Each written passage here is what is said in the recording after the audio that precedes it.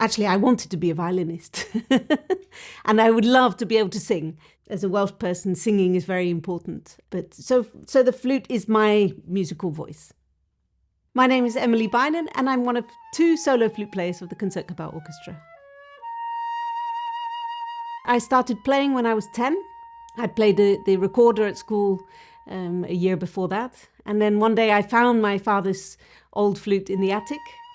And I was with my sister and 2 friends, and I was the only one who could get a sound out of the flute. So that's how it all started. In the best sense, playing in an orchestra is like playing chamber music, but you're just playing chamber music with 80 other people. And sometimes I'm required to be a soloist, and sometimes I'm required to be part of the woodwind group or mixing with the violins. I love the colouring with other instruments. I think you have to be much more of a chameleon when you're playing in an orchestra. But I love being a small cog in a huge machine as well.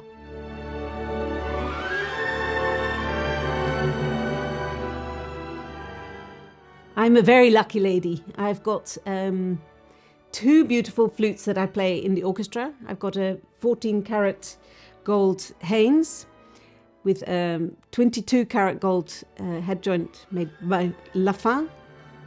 That's an instrument that I use for repertoire from about 1900. And I've also got a beautiful wooden instrument with gold keys by Powell. And I use that for repertoire up to 1900 more or less. For French repertoire, I switch a little bit earlier. So 1880, so that Debussy and Ravel, they would have been writing for a metal instrument. Then I've got probably my favourite instrument is an old French instrument. Well, the head joint dates from 1895 and the body dates from a little bit later, probably 1900, 1903, something like that. Louis Lott, and that's made from silver. And then I've also got a modern Japanese silver flute, altos, which I used to play in the orchestra before I switched to the gold flute.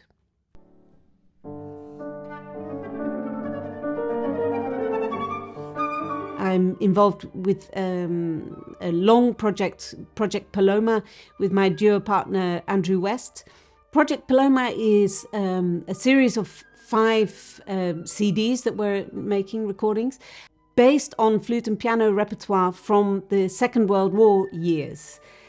There was an extraordinary blossoming or increase in the number of works written for flute in those years, which didn't coincide with a particular player. It didn't coincide with a particular development of the instrument. And so my hypothesis is that the composers at that time were searching for peace. And the flute is an instrument which traditionally so often represents that peace, that innocence, that purity, calm.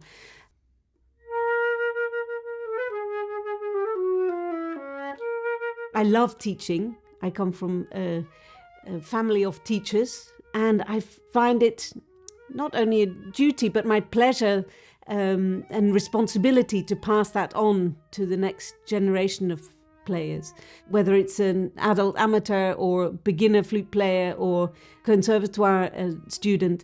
I love helping someone to get a step better.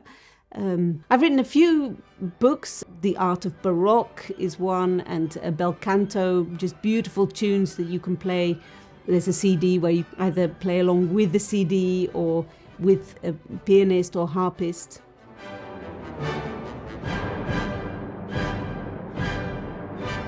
I love playing the orchestra, and I hope to do that as long as I possibly can. I feel as if I've got the most wonderful job in the world, and I hope to do that as long as I'm able to.